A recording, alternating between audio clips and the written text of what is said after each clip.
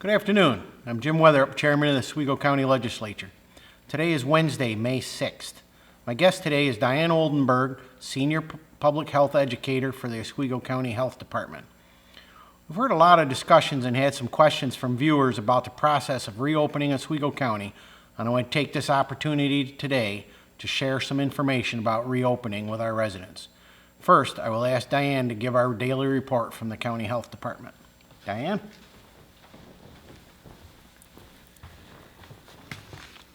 Thank you, Chairman Weatherup.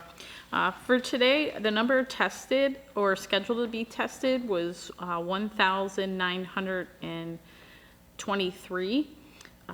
We've had 69 positive test results come back in residents. We have 57 residents that have recovered from COVID-19. We've had 3 deaths that are related to COVID-19. We currently have 9 active cases of COVID-19 in the county. 1,780 test results have come back negative. We have 68 test results that are still pending. We have 55 residents that are in precautionary quarantine. We have 59 residents in mandatory isolation or quarantine. Thanks.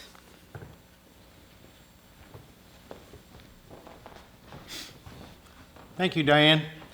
To start off, I want to let you know there are 2 milk distribution events tomorrow in Oswego County. In the Central Square, in the parking lot of the Walgreens Pharmacy starting at 12:30 p.m. and at the Oswego YMCA from 1 to 3 p.m. A few days ago, Governor Cuomo announced more information about opening up regions of New York State. Oswego County is part of the Central New York region, and for the past several weeks, I've been in meetings with my counterparts in Onondaga, Cayuga, Cortland, and Madison counties to work on the necessary steps for reopening. As much of us would like to have all of this behind us and have everyone healthy again, we must accept the fact that this will be a gradual process and it could take months. We really don't know at this point how long it will take. The governor's plan is very much data-based. Basically, the state will monitor 4 key factors to determine when a region can reopen. Number 1 is new infections. This is based on guidelines from the CDC.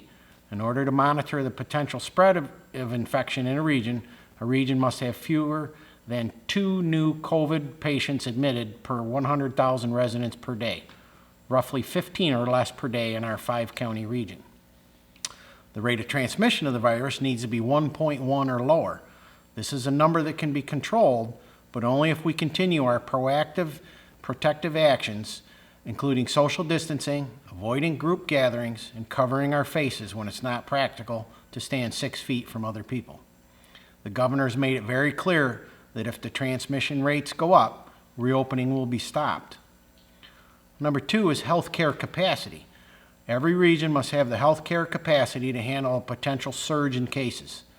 Regions must have at least 30% total hospital and ICU beds available.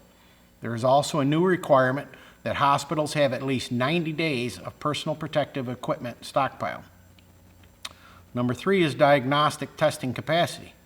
Each region must be able to conduct 30 diagnostic tests for every 1,000 residents per month. And the state is working to increase testing capacity, or a little under 24,000 per month in our case. Number 4, the last criteria, contact tracing capacity. Patients who test positive and their contacts will be interviewed and monitored. Our county health department already does this and has since the beginning, but it will be on a much larger scale because the state is expanding diagnostic testing.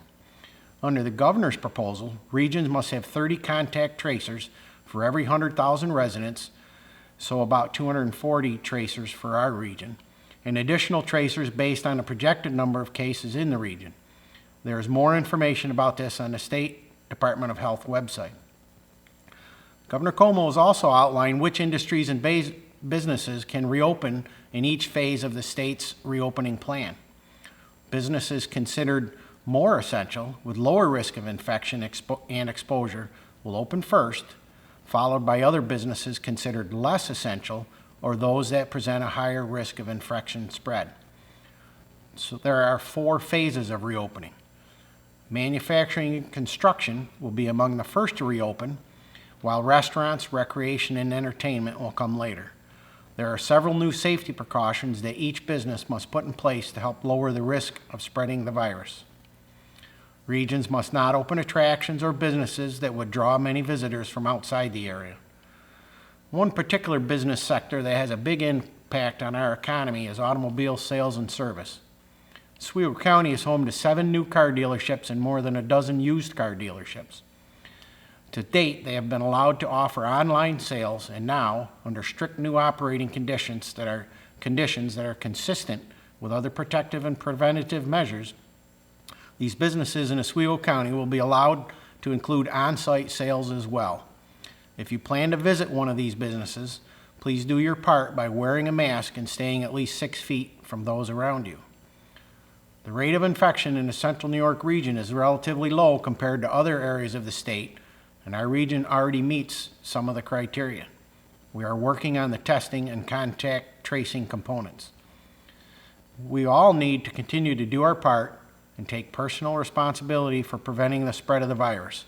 None of us are immune to it. Age and location do not matter. When you wash your hands frequently, cover your face in public, and practice social distancing, you are doing your part to help reduce the spread of COVID-19 in our county. I encourage you to share these videos with your family and friends and refer to the Oswego County Health Department's COVID-19 webpage for accurate and timely information about the situation in our county.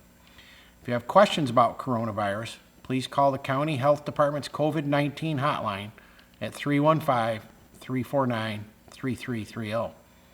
We are getting through this together. Once again, I thank you for your continued patience and cooperation.